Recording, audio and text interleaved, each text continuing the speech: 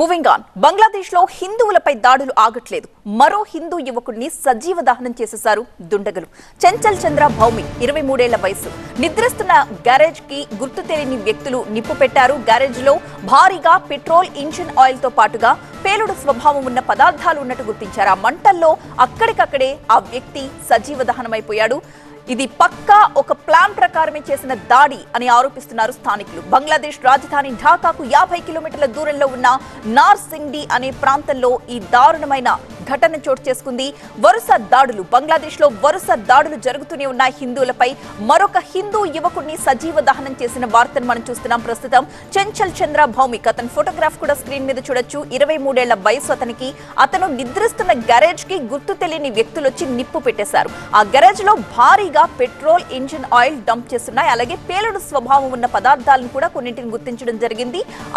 దాంతో పేలుడు తీవ్రత ఎక్కువగా ఉంది. ఆ మంటల్లో అక్కడికక్కడే ఆ భౌమిక్ అన్న వ్యక్తి సజీవ దహనం అయిపోయాడు.